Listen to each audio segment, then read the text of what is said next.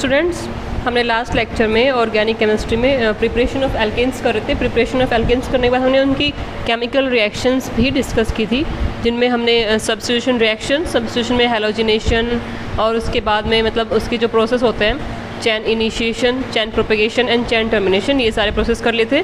Then उसके बाद combustion था and control oxidation, reaction of steam, pyrolysis, isomerisation and aromatisation. तो ये शॉर्ट में था हमने जो केमिकल प्रॉपर्टीज़ की थी एल्केन्स की। उसके बाद उसमें आता है कॉन्फॉर्मेशन। कॉन्फॉर्मेशन भी एक तरह से उसके स्ट्रक्चर्स में जो डिफरेंस होता है, यानी उसके रोटेशन से हम कह सकते हैं कि रोटेशन से जो उसके स्ट्रक्चर में डिफरेंस आते हैं उनको हम स्टडी करते हैं कॉन्फॉर्मेशन में। तो कॉन्फॉर्मेशन कितनी तरह के होते हैं, इसमें एल्केन्स में जो है दो तरह के यूज़ होते हैं, एक तो सॉहॉर्स प्रोजेक्शन, एक न्यूमैन प्रोजेक्शन। मीन्स इनके स्ट्रक्चर जो है वैसे तो काफ़ी तरह से बनते हैं, लेकिन जो दो फेमस मेन है जो दो साइंटिस्ट ने दिए हैं, एक तो सॉहॉर्स प्रोजेक्शंस दी थी और एक थी न्यूमैन्स प्रोजेक्शन जो न्यूमैन ने दी थी। इसमें क्या होता है सॉहॉर्स में, सॉहॉर्स projection. In this projection, the molecule is viewed along the axis of the model from an oblique angle। यानी कि जब मॉलिक्यूल को किसी ओब्लिक एंगल से हम देखते हैं तो हमें जो उसकी स्ट्रक्चर दिखाई देती है वो ही सॉहॉर्स स्ट्रक्चर कहलाती है, जिसे हम डायग्राम में देख सकते हैं। इसमें बने हुए हैं नीचे ये जो स्ट्रेट लाइन है इसको हम कार्बन बॉन्ड कह सकते हैं, और जो तीन हाइड्रोजन जुड़े हैं इनके सेंटर में कार्बन प्रेजेंट होगा, एक आगे की तरफ एक पीछे की तरफ।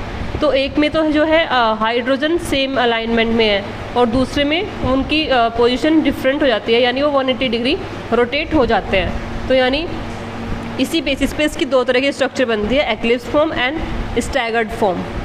The central carbon bond is drawn as a straight line slightly tilted to right for the sake of chirality. The front carbon is shown as the lower left hand carbon and there carbon is shown as the upper right hand carbon।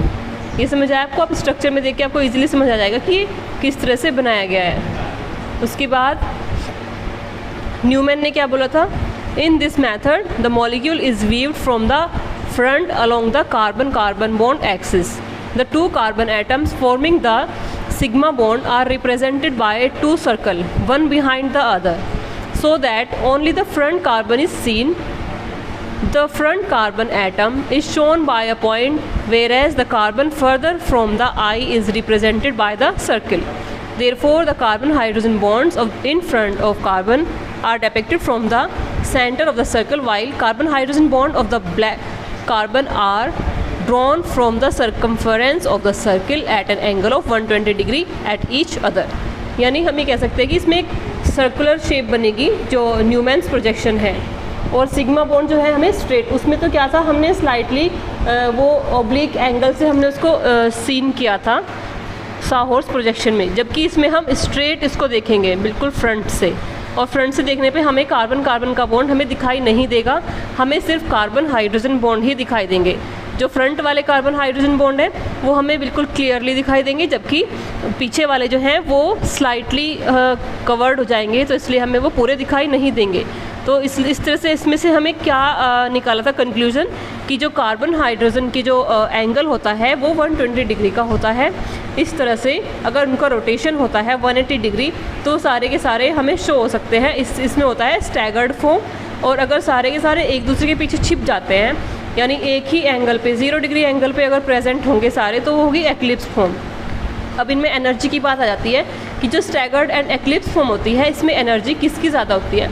तो जो eclipse form होती है उसकी energy ज़्यादा होती है, और जो स्टैगर्ड फॉर्म होती है उसकी एनर्जी कम होती है, और एनर्जी के बेसिस पे ही हम इनकी स्टेबिलिटी बता सकते हैं।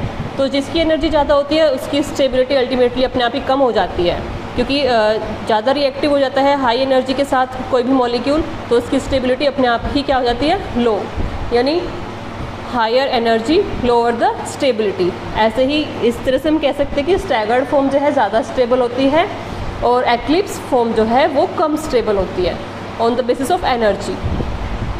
और इस तरह से इनकी जो हम दो प्रोजेक्शंस ही देखेंगे अभी, सॉहॉर्स और न्यूमैन्स। इस तरह से हमारा ये जो टॉपिक है ये यहीं पे ख़त्म होता है, और नेक्स्ट वीडियो में हम नेक्स्ट टॉपिक स्टार्ट करेंगे। तब तक के लिए थैंक यू।